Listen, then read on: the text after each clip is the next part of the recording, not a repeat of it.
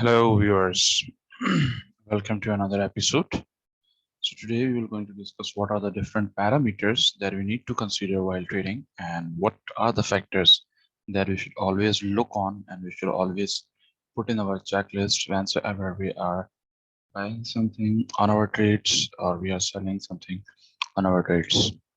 The first thing is let's get back to the screens and so I can see that what are the parameters that we need to go through and then we can analyze. Okay, without further ado, let's discuss that what are the main 5 parameters that we have to discuss. But before that, I would like that every one of you who should came to my channel, put the bell icon and just subscribe my channel, turn the notification on, and do subscribe so you will never miss the upcoming videos. So let's start with what are the 5 parameters that you need to consider while trading any coin. So as an example, I'm just taking, let's suppose Bitcoin.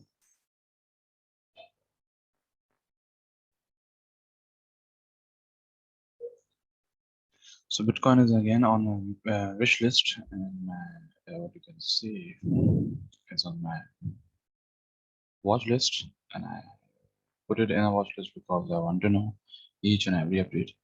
Now, what are the 5 parameters that you need to consider while trading?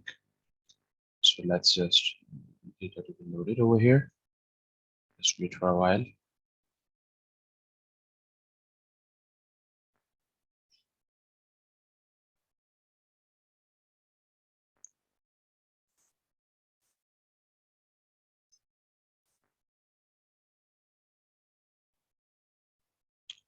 Let's go to the trading view.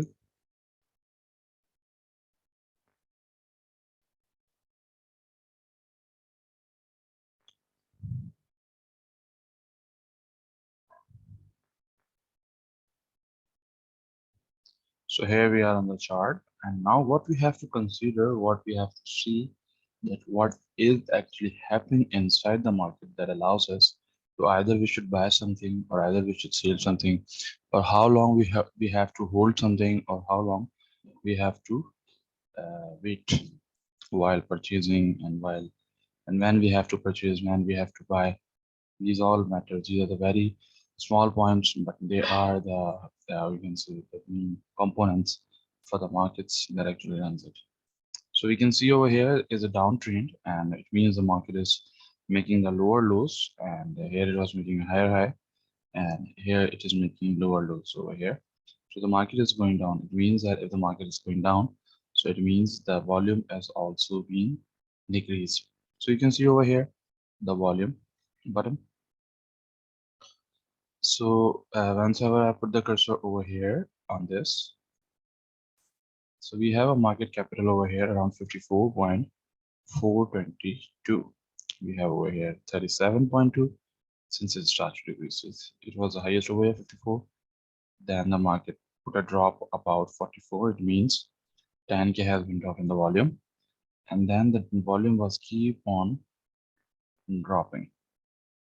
So here it was 40, here it was 65, here it was 54, 65. Wheresoever there is a red cursor, we can see the market is going down and up. So whenever we are putting our trade, we have to keep in mind what are the volumes, because volumes tells us a big picture that either the market is going up or it will going to be low. The first thing we need to consider is the volume. Second, we need to consider about the higher highs and the lower lows the market actually made. These you can see in your mobile applications. If you do the trading on Binance, you might see whenever you put a trade. So there's always a high and a low. So always see what is the higher high and what is the lower low. If you are totally new, that you don't know how to actually apply the technical parameters, do a one simple trick. See the high and see the low and take an average from those two values and then put your trade at that value with the stop loss. So when you will put with the stop loss, so obviously you would be in a position like when you're in a profit, where the chances for getting loss is slightly low. But again, it's a crypto market, it's highly volatile, anything can happen in a second. So you need to consider all these. So first thing you need to consider about the volume size, that how big the market is. The second is you have to see while trading that what are the higher highs, what are the lower lows, and when I have to buy and when I have to note. These things, like the average one, is for the ones that who are totally new, those who don't know about the technical candlesticks, how to read the candlesticks, so they can apply their trades while calculating the higher high, higher value, and the lower value, and just taking an average of it, and then putting their place and putting their trade according to it. It will going to give you a profit in not a minute, not a 5 minutes. It will going to take according to the 1 day, 2 day, 3 day. Again, it depends on the market, when the market is actually losing and when it is trying to improve. So you have to be super alert in the crypto while making these exchanges and while doing this. So second thing we had done. Now the third thing we have to see what is the circulating supply of that particular coin. So if I go to the market capital, yeah, market capital is also the fourth one. But first of all, we will see that where the, or you can say the circulating supply is going. So for that, let's me go to another link of the coin market so that I can explain you better there.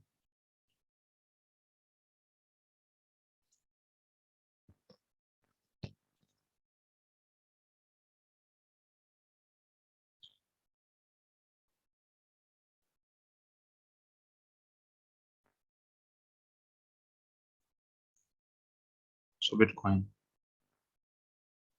So circulating supply, like it is mentioned over here. See, so the maximum circulating supply for the Bitcoin is around 210 lakh BTC. That's 210 lakh BTC is the circulating supply, and around 18 lakh 97,800 125 BTC has been circulated till now. So around 90% has been circulated. 90.37% has been circulated. The Bitcoin only about 10% is remaining. So this is a circulating supply for that. The third thing we check this, and the fourth thing we need to consider that what is the market capital is going. The market capital is increasing, the market capital is going down, since all other currencies are dependent on the Bitcoin. So you need to consider the Bitcoin as a first place, because all the currencies after this, like Ethereum, Ether, everything is depend on the Bitcoin. So Bitcoin is the main thing. So you will see that well, so whenever you're trading, the volume for the Bitcoin is in billions. Why it is in billions? Because we would like to have a piece of gold. So therefore, it is in the therefore the market cap is totally high. And if you talk about in general that what is the total capital for the trillion about the whole crypto industry, that is around 1.67 trillion. You can see it's massive. If you would have this money, what you would do? Do comment in your comment section and do let me know if you have this much money, what you are gonna do the first thing. Dollar 1.676 trillion. Coming back to our factors. So first we considered the volume. Second we considered the higher high, lower lows. Third we considered the circulating supply. Fourth we have considered the market capital. The fifth we need to consider while trading, while placing the trades, we have to see what is the 24-hour percentage change. Yes, we need to see that what is the 24-hour percentage change. Either it is going positive or either it is going negative. And then we have to keep in considering that what are the 7-day percentage in the whole of a Bitcoin. So here we can see 2.3% has been up for the 24-hour. But if you see overall supply for the week, for the 7 days, so there's a drop of 10.71%. So see how much percent it has decreased and how much percent it has actually increased. So I just sum up my video over here. While trading, we need to consider the 5 parameters. I repeat again, the first one is the volume. You have to see what is the volume. Second, you have to see higher high and lower lows while applying the trade. If you are new, you don't know the technical things, you just keep an average of the higher value and the lower value. Then you can put your trade, but with the stop limit. Again, say put your trade with the stop limit, so you should never lose. The third thing you need to go through our circulating supply, that what is a particularly circulating supply for that particular coin. So you need to always check in that, because that's give you an idea that how strong the coin is going and how loose it can be. Then the fourth thing, we have to see the market capital. What is the market capital of the whole of the that particular coin? In this case, Bitcoin was having a good market capital that is in billions. And the fourth, fifth, and the final thing, last but not the least, you have to see before placing a trade what is the 24-hour percentage change. The 24-hour percentage change is in positive or negative. So after considering this, we have to go through and we have to make a decision on these parameters. These are the parameters we have to see on the fundamentals, but the technical trading is completely different from this. We have to keep on viewing the technical charts, and then we have to keep alert. But these are for the fundamentals, like those professionals who do not have much time. They are super busy in their schedules. They do not have much time to trade actually something. So this is for them that they can actually place their trades and make some profit. While after 8 hours, 6 hours, whenever they get free in their office time, so they can just see that once there's a profit, just book their profit and get out of from the market. So always do this. Never actually hold for the long and long. Never wait for the greed. This is such a big thing that you have to consider. But these advice, these fundamentals are the ones that who are super busy in their professional life, those who are co-workers, their employers of the companies, whosoever is busy, but they can apply this strategy to make some dollars for a day. So if it keep on revising for the 30 days, obviously there will be sometimes profit, there will be sometimes negative, but you have to just book the profits. Whenever there's a negative, you just have to hold, and then you have to wait for the profit back.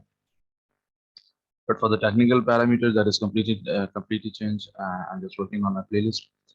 It will be soon be published by the end of this month or by the middle of this month. So stay tuned, guys. Thank you so much. Allah Hafiz.